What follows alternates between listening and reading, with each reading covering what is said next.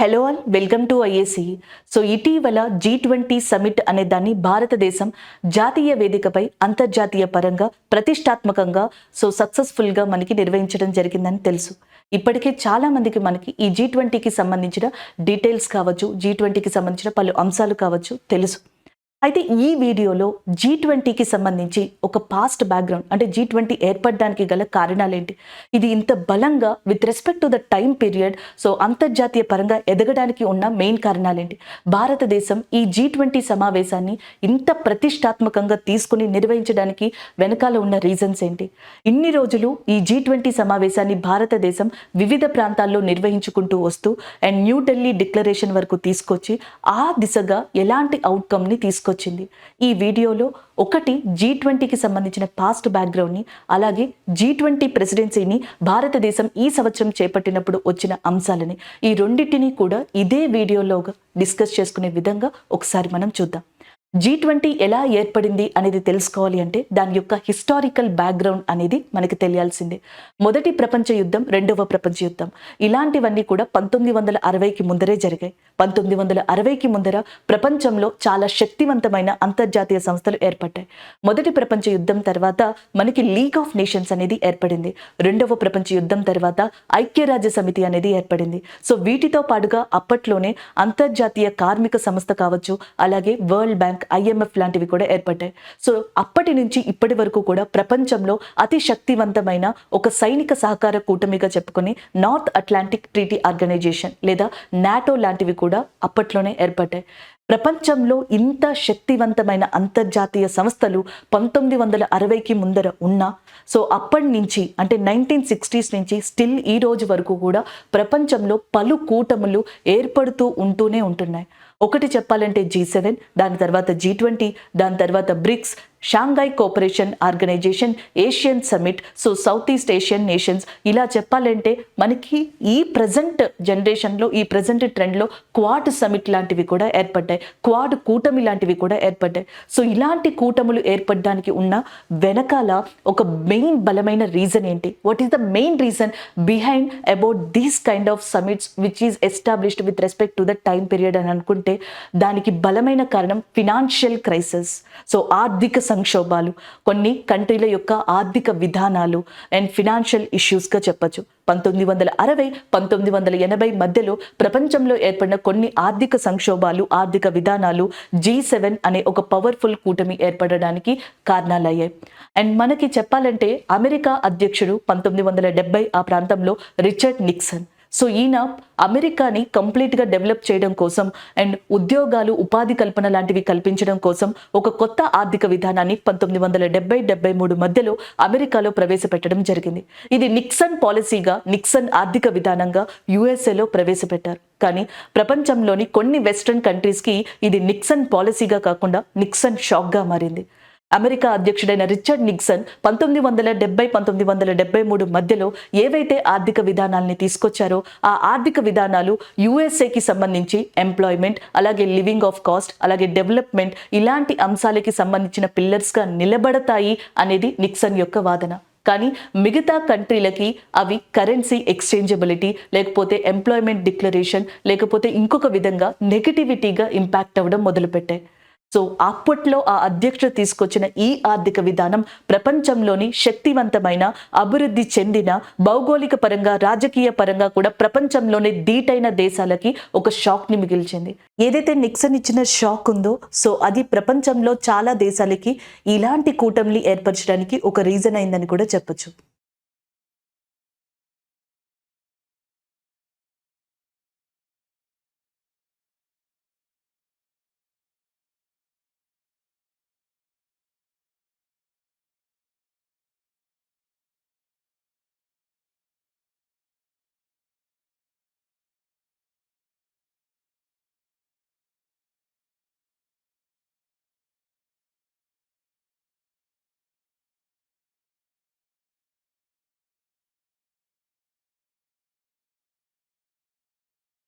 And Arab as well as Israel, ఈ రెండు కంట్రీలకి మధ్య కూడా ఒక యుద్ధం అనేది జరిగింది. సో ఈ యుద్ధంలో వాస్తవానికి అరబ్ కంట్రీ ఇజ్రాయెల్ మాత్రమే మనకి తలపడడం జరిగిన, దీని వెనకాల చాలా వెస్ట్రన్ కంట్రీస్ మనకి నెగిటివ్ ఇంపాక్ట్లోకి గురి అయ్యాయి, ముఖ్యంగా యుఎస్ఏ. సో యుఎస్ఏ ఇజ్రాయెల్కి ఇండైరెక్ట్గా సైనిక సహకారం అనేది అందించడం వల్ల అరబ్ కంట్రీకి డైరెక్ట్గా మనకి ఎనిమిగా మారడం జరిగింది, లేదా అరబ్ కంట్రీకి నెగిటివిటీగా మారడం జరిగింది. దీంతో ప్రపంచంలోనే one of the top notch petroleum exporting కంట్రీస్గా పేరు పొందిన అరబ్ దేశాలు యుఎస్ఏ లాంటి కంట్రీలకి పెట్రోలియం ఉత్పత్తులని అప్పట్లో ఆ పర్టికులర్ టైం పీరియడ్కి నిలిపివేయడం జరిగింది. సో దీంతో అలాంటి కంట్రీలని తిరిగి మళ్ళీ ఆ టైంలో సంక్షోభంలో పడ్డాయి. సో అప్పట్లో అమెరికా యొక్క ట్రెజరీ సెక్రటరీ ఎవరైతే ఉన్నారో జార్జ్ షోల్జ్, సో ఆయన యొక్క సజెషన్తో ప్రపంచంలో అప్పట్లో ఉన్న ఒక 4 కంట్రీలు, అవి యుఎస్ఏ కావచ్చు అండ్ యాజ్ వెల్ యాజ్ మిగతా కంట్రీలు కావచ్చు, అండ్ అమెరికాలోని ఏదైతే వాషింగ్టన్ డీసీలో ఉన్న వైట్ హౌస్ ఉందో, సో అక్కడున్న లైబ్రరీలో ఒక సమావేశాన్ని ఏర్పరచుకున్నాయి. దానినే లైబ్రరీ గ్రూప్గా కూడా చెప్పడం జరుగుతుంది. దీంట్లో యుఎస్ఏ, జర్మనీ, ఫ్రాన్స్ లాంటి కంట్రీలు దాంట్లో పార్టిసిపేట్ చేయడం జరిగింది. సో దాని తర్వాత కొన్ని సంక్షోభాల వల్ల ఈ లైబ్రరీ గ్రూప్ కూడా కంప్లీట్ గా మనకి వానిష్ అయిపోయింది. అండ్ చివరికి 1975 ఆ ప్రాంతంలో G6 కూటమి ఏర్పడడం జరిగింది. అండ్ 1976లో కెనడా దీంట్లో జాయిన్ అవ్వడంతో అండ్ ప్రపంచంలోనే ఆర్థికంగా, భౌగోళికంగా, రాజకీయ పరంగా శక్తివంతమైన 7 దేశాలు కలిసి G7 కంట్రీస్ గా ఏర్పడ్డాయి. ఈ G7 కంట్రీస్ లో Germany, France, Italy, USA, Canada లాంటి కంట్రీలు, యూకే లాంటి కంట్రీలు ఉండడం జరిగింది. సో దీంతో పాటుగా ఆసియాలోనే వన్ ఆఫ్ ద కంట్రీ అయిన జపాన్ G7 కంట్రీస్లో ఉంది. ఈ G7లో మోస్ట్ ఆఫ్ ద కంట్రీస్ అన్ని వెస్ట్రన్ కంట్రీసే ఉన్నా ఆసియాకి చెందిన ఒకే ఒక్క కంట్రీ జపాన్ ఈ G7 కూటమిలో ఉండడం విశేషం.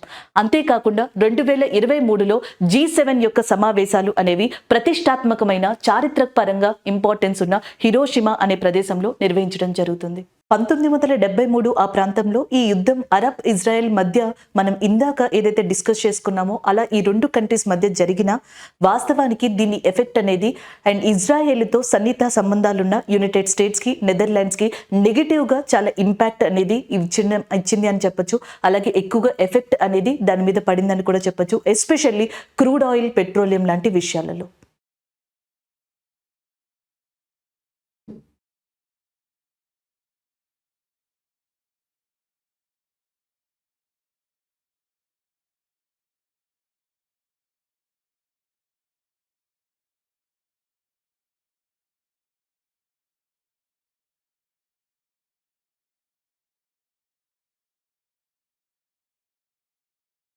నిక్సన్ మరియు ఆయిల్ క్రైసిస్ ఇలాంటి ఇంపార్టెంట్ ఫినాన్షియల్ ఇష్యూస్తో అండ్ కొన్ని కంట్రీలు ఏవైతే ఈ 7 కంట్రీలు ఉన్నాయో, సో ఇవి ఒక కూటమిగా ఏర్పడి ఇలాంటి ప్రాబ్లమ్స్ని మళ్ళీ రాకుండా ఉండేందుకు ఎలాంటి విధమైన పాలసీస్ని తీసుకురావాలి, ఎలాంటి విధమైన చర్యలను చేపట్టాలన్న ఉద్దేశంతో G7 కంట్రీస్గా ఇక్కడ మనకి మారడం జరిగింది. సో ఈ G7 కంట్రీస్లో నేను చెప్పినట్టుగా Italy, UK, Germany, United States, Canada and France and Japan లాంటి కంట్రీస్ దీంట్లో ఉన్నాయి.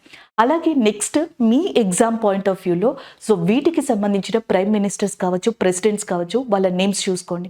బ్యాంకింగ్, ఎస్ఎస్సి లాంటి ఎగ్జామ్స్లో ఇవి చాలా యూజ్ అవుతాయి. ఫర్ ఎగ్జాంపుల్ జర్మనీకి సంబంధించి మనకి అండ్ ఛాన్సలర్గా ఒలెఫ్ స్కోల్స్ అనే పర్సన్ ఉన్నారు. అలాగే నెక్స్ట్ వచ్చేటప్పటికి ఫ్రాన్స్కి మ్యాక్రాన్ ప్రెసిడెంట్గా ఉన్నారు. జపాన్కి ప్రైమ్ మినిస్టర్గా ఫ్యూమియో కిషిడా ఉన్నారు. అలాగే యుఎస్ఏకి సంబంధించి ప్రెసిడెంట్గా జో బైడెన్ ఉన్నారు. సో ఇలా మీరు జనరల్గా వీటిని గుర్తుపెట్టుకోవడానికి ట్రై చేయండి. సో ఈ G7 సమిట్ ఏర్పడిన తర్వాత నెక్స్ట్ మనకి ఇదే కోవలోకి వస్తుంది ఏషియన్ క్రైసిస్. 1995 ఆ ప్రాంతంలో ఆసియాలో ఈ ఏషియన్ క్రైసిస్ అనేవి ఏర్పడ్డాయి. And Singapore and as well as Malaysia, Philippines, Thailand and మిగతా కంట్రీలన్నీ కూడా ఈ సంక్షోభంలో ఇరుక్కున్నాయని చెప్పొచ్చు. ఒక రకంగా కంప్లీట్గా సప్రెస్ అయ్యాయని కూడా చెప్పొచ్చు. 1990లో అప్పుడే ఆర్థిక సంక్షోభం నుంచి బయటకు వచ్చి ఎకనామిక్ రీఫార్మ్స్ అనే దాని ద్వారా లిబరలైజేషన్, ప్రైవేటైజేషన్, గ్లోబలైజేషన్ లాంటి పాలసీల్ని అవలంబించుకుంటూ ఇండియా అప్పుడే కరెక్ట్ ప్లాట్ఫామ్లోకి వస్తున్న టైంలో ఈ ఏషియన్ క్రైసిస్కి అండ్ ఈ ఏషియన్ క్రైసిస్ ఎఫెక్ట్కి కూడా గురి అవ్వడం విశేషం. సో దానివల్ల ఇండియా లాంటి కంట్రీలు అలాగే ఈ ఏషియన్ క్రైసిస్లో ఏవైతే మనకి ఎక్కువగా ఇబ్బంది పడ్డాయో అలాంటి కంట్రీలన్నీ కలిసి కూడా ఒక కూటమిగా ఏర్పడాలి, ఒక కూటమిని ఏర్పరచుకోవాలి, సమిట్ని ఏర్పరచుకోవాలని చెప్పేసి మనకి అనుకోవడం జరిగింది. అలాగే ఈ ఏషియన్ క్రైసిస్ జరిగిన తర్వాత 1995 ఆ ప్రాంతంలో ఈ ఆసియన్ క్రైసిస్ అనేవి జరిగిన తర్వాత 1997లో G7 కూటమికి రష్యాని నార్మల్ గా ఇన్వైట్ చేయడం జరిగింది. అలా రష్యా మొట్టమొదటిసారిగా G7లో సభ్య దేశం కాకుండా G7 కూటమికి ఆ సమావేశానికి హాజరు కావడం జరిగింది. 1998లో రష్యా G7 కూటమిలో చేరడంతో ఇది G8 గా మారింది. అయితే 2014లో రష్యా ఉక్రెయిన్ పై దాడి చేయడంతో ఈ G8 నుంచి రష్యాని తొలగించడం వల్ల తిరిగి 2014 నుంచి కూడా ఈ G8 కూటమి మళ్ళీ G7 కూటమిగానే ఉండిపోయింది.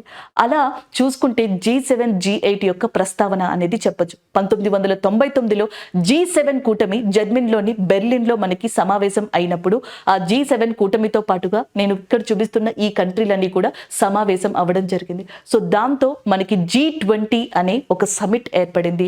G20 అనే ఒక కూటమి ఏర్పడింది. G20 రావడానికి వెనకాలన్న కారణం G7 ఏర్పాటు. G7 ఏర్పాటుకి వెనకాలన్న కారణం ప్రపంచంలోని ఆర్థిక సంక్షోభాలు.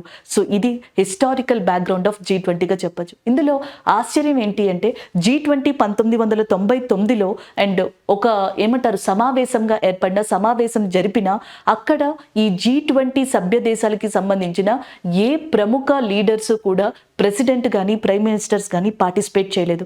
ఆ G20 సభ్య దేశాలకి సంబంధించిన ఆ దేశంలోని ప్రముఖ వ్యక్తులు అంటే ఫినాన్షియల్ రంగానికి సంబంధించిన వాళ్ళు కావచ్చు, ప్రముఖ ఆఫీసర్స్ కావచ్చు, వాళ్ళు మాత్రమే 1999లో G7 యొక్క సమావేశం జర్మనీలో బెర్లిన్లో జరిగినప్పుడు వాళ్ళు మాత్రమే పార్టిసిపేట్ చేశారు. సో అలా G20 యొక్క జర్నీ అనేది 1999లో స్టార్ట్ అయింది. అండ్ G7 సభ్య దేశాలే కాకుండా G20లో Argentina, Brazil, Mexico, United States, Canada, Russia, China and Korea and as well as Japan, Indonesia, Australia, so ఇలాంటి కంట్రీలు అంటే జనరల్గా చెప్పాలంటే G7 countries Russia, China, India, so ఈ కంట్రీస్ అన్నీ కలిసి G20 కంట్రీస్గా ఏర్పడ్డాయి. ఈ G20కి మరి ప్రాముఖ్యత ఎప్పటి నుంచి వచ్చింది అనుకుంటే సో మనకి 2008 ఆ టైంలో కరెక్ట్గా చెప్పాలంటే 2007 నుంచి 2009 మధ్యలో ప్రపంచంలో మళ్ళీ తిరిగి ఒక పెద్ద ఆర్థిక సంక్షోభం అనేది రావడం జరిగింది. రెసిషన్, ద ఎకనామిక్ రెసిషన్గా దీన్ని చెప్పొచ్చు. సో ఇండియా లాంటి కంట్రీలు ఆల్మోస్ట్ మనకి ఇన్ఫ్లేషన్ లాంటి వాటిని ఎక్కువగా ఎదుర్కోవడం అనేది జరిగింది. సో దీనివల్ల ప్రపంచంలోని ఎస్పెషల్లీ G20 సభ్య దేశాలుగా ఉన్న కంట్రీలు ఇక మీదట మళ్ళీ ఇలాంటి ఆర్థిక సంక్షోభాలు వస్తే సో వీటిని ఎదుర్కోవడానికి రెడీగా ఉండేలాగా, ఇన్ఫ్లేషన్ని తట్టుకునేలాగా, ఎంప్లాయ్మెంట్ పడిపోకుండా ఉండేలాగా, ఎకనామిక్ డెవలప్మెంట్ మీద ఇలాంటి ఆర్థిక సంక్షోభాలు ఎలాంటి ఎఫెక్ట్ని చూపించకుండా ఉండేలాగా ఒక ప్రీ మెజర్ తీసుకోవాలి అనుకోవాలనుకున్నాయి. సో దానితో కొన్ని పాలసీల్ని అవలంబించాలనుకున్నాయి. సో ఈ పాలసీల్ని అవలంబించడానికి G20 సమావేశాలు అనేవి ఇంపార్టెన్స్ని రూపుదాల్చుకోవడం జరిగింది. అలా 2008లో USA కేంద్రంగా G20 సమావేశాలు అనేవి లీడర్స్ ద్వారా జరగడం ప్రారంభమయ్యాయి. సో ఒక్కొక్క సభ్య దేశం కూడా ప్రెసిడెన్సీని ఒక్కొక్క సంవత్సరం నిర్వహించుకుంటూ బాధ్యతాయుతంగా 2023 వరకు తీసుకొచ్చాయి. సో మనకి 2020లో మాత్రం సౌదీ అరేబియాలో అది వర్చువల్గా జరిగింది కోవిడ్ కారణంగా. 2021లో ఇటలీలో, 2022లో ఇండోనేషియాలో, 2023లో ఇండియా ప్రెసిడెన్సీగా ఈ G20 సమావేశాలు అనేవి మనకి నిర్వహించారు. So G20 that is India's presidency in 2023. G20 సమావేశాన్ని డిసెంబర్లో 2022లో భారతదేశం మనకి ప్రారంభించింది. అంటే డిఫరెంట్ ప్లేసెస్లో సెప్టెంబర్ వరకు నిర్వహించుకుంటూ వచ్చింది. G20 సమావేశం నిర్వహించిన ప్రతిసారి భారతదేశం పలు జాగ్రత్తల్ని తీసుకుందని చెప్పొచ్చు. లోగో దగ్గర నుంచి సమావేశాల వరకు, ప్రెస్ మీడియా దగ్గర నుంచి అండ్ ఎవరైతే కంట్రీస్ని ఇన్వైట్ చేశామో అక్కడి వరకు ఈచ్ అండ్ ఎవ్రీథింగ్ కూడా భారతదేశంలో ప్రతి అధికారి, భారతదేశంలో ఉన్న ప్రతి ప్రభుత్వం యొక్క డిపార్ట్మెంట్స్ అన్ని కూడా కలిసి సక్సెస్ఫుల్గా దీనికి ముందుకు తీసుకెళ్లాయని చెప్పొచ్చు. అలా చూసుకుంటే G20కి సంబంధించిన లోగోని మీరు జనరల్గా చూడొచ్చు. అండ్ ఇక్కడ G20కి సంబంధించిన ఒక ట్యాగ్ లైన్ని కూడా మీరు చూడొచ్చు. One earth, one family and as well as the one future అనేది జనరల్గా మనం ఇక్కడ చూసేది. One earth, one family, one future, వసుదైవ కుటుంబం. భారతదేశాన్ని రిప్రజెంట్ చేసేది సంస్కృతి. ఆ సంస్కృతిలో వన్ ఆఫ్ ద టాప్ నోచ్గా ఉన్నది వేదాలుగా చెప్తాం. ఆ వేదాలలోని ఉపనిషత్తుల్లో ఉన్న మహా ఉపనిషత్ అనే దాని నుంచి మనకి వసుదైవ కుటుంబం అనే కాన్సెప్ట్ తీసుకుని దాన్ని one earth, one family, one ఫ్యూచర్గా ఒక ట్యాగ్ లైన్ ఇవ్వడం ద్వారా లోటస్ అనే దాన్ని, కమలం ఏదైతే ఉందో మన దాన్ని ఒక రిప్రజెంట్గా తీసుకొని ఒక లోగోగా తీసుకొని G20కి డిజైన్ చేయడం జరిగింది.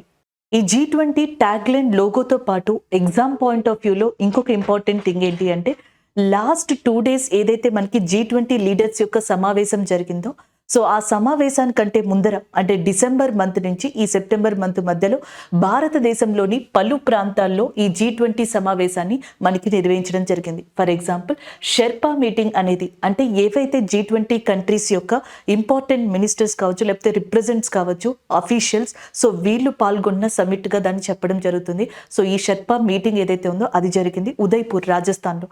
అలా చూసుకుంటే హైదరాబాద్, బెంగళూరు, వారణాసి అండ్ ఇలా మనకి చాలా ప్రాంతాల్లో ఈ G20కి సంబంధించిన డిఫరెంట్ మీటింగ్స్ అనేవి డిఫరెంట్ గ్రూప్స్గా మనకి కండక్ట్ చేశారు. అండ్ నెక్స్ట్ ఇది ఎగ్జామ్ పాయింట్ ఆఫ్ వ్యూలో చాలా ఇంపార్టెంట్. G20 ప్రెసిడెన్సీ ఎవరిది, G20 ఎక్కడ నిర్వహించారు అనే దానికన్నా G20 సమావేశంలో ఒక్కొక్క థిమాటిక్ వ్యూని ఎక్కడెక్కడ అడిగారు అనేది కూడా ఎగ్జామ్కి ఎస్పెషల్లీ మనకి ఒక డిఫికల్టీ క్వశ్చన్ని ఫ్రేమ్ చేయడానికి అవకాశం ఇచ్చే కాన్సెప్ట్ అనమాట. దాన్ని మీరు అసలు వదలొద్దు. ఇక్కడ ఎగ్జాంపుల్కి మాత్రమే మనం ఇక్కడ కంటెంట్ అనేది ఇవ్వడం జరిగింది. ఇలాంటివి చాలా వర్కింగ్ గ్రూప్స్ కావచ్చు, చాలా మనకి సబ్ మీటింగ్స్ కావచ్చు, ఇవన్నీ కూడా డిఫరెంట్ ప్లేసెస్లో జరిగాయి. ఒక్కసారి ఆ place and as well as a meeting అనేది మీరు ఒకసారి కవర్ చేసుకోండి. అండ్ నెక్స్ట్ కనుక చూసుకున్నట్టయితే G20 సమావేశంలో కొన్ని వర్కింగ్ గ్రూప్స్ అనేవి ఉన్నాయి. అంటే మనకి జనరల్గా చూసుకుంటే బిజినెస్ పర్సన్స్కి సంబంధించి B20, అలాగే స్టార్టప్స్కి సంబంధించి మనకి స్టార్టప్ 20, అలాగే లీడర్స్కి సంబంధించి ఏదైతే కార్మికులు ఉంటారో, లేబర్ ఉంటారో, సో వాళ్ళకి సంబంధించి L20, అలాగే విమెన్స్కి సంబంధించి W20, ఇలాగా ఒక్కొక్క వర్గం కూడా మనకి G20లో ఈ సబ్ కమిటీస్ అన్నీ కూడా సమావేశాలు నిర్వహించడం జరిగింది. అవి కూడా మనకి చాలా ఇంపార్టెంట్ అని చెప్పొచ్చు. అండ్ నెక్స్ట్ కనుక చూసుకున్నట్టయితే G20లో తీసుకొచ్చిన ట్రయోకా అనే కాన్సెప్ట్.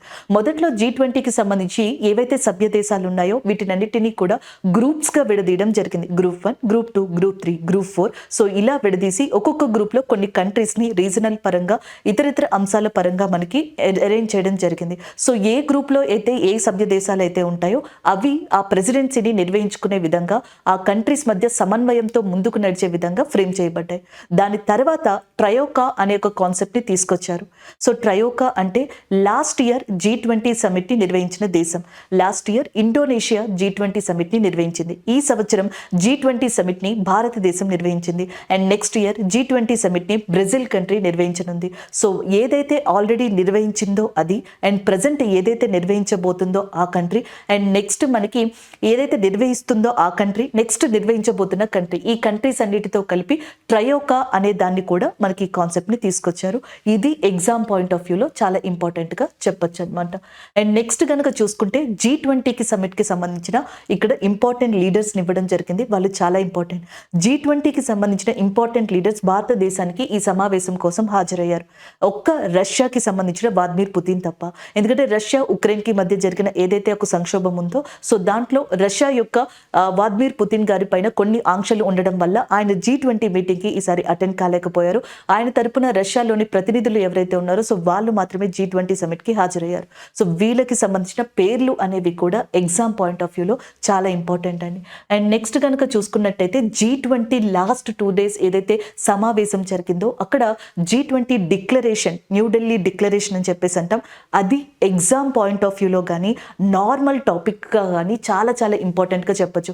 G20 ఎలా ఏర్పడింది, దాని జర్నీ ఎలా సాగింది అనేది ఒక ఎత్తు అయితే G20 సమావేశం భారతదేశం యొక్క ప్రెసిడెన్సీగా ఈ సంవత్సరం అనేది జరగడం, దాంట్లో అండ్ భారతదేశంతో సహా మిగిలిన G20 కంట్రీస్ అన్ని కూడా ఎలాంటి నిర్ణయాల్ని తీసుకొని అంగీకరించాయి అనేది కూడా అంతకన్నా ఇంపార్టెంట్గా చెప్పొచ్చు. సో పార్ట్ 1 అనే ఈ వీడియోలో అండ్ G20 యొక్క జర్నీ గురించి ప్రస్తావించడం జరిగింది. నెక్స్ట్ పార్ట్లో భారతదేశానికి సంబంధించిన ఈ న్యూఢిల్లీ డిక్లరేషన్ ఏదైతే ఉందో సో దాంట్లోని ఇంపార్టెంట్ అంశాలని ఎగ్జామ్ పాయింట్ ఆఫ్ వ్యూలో చూద్దాం. Thank you.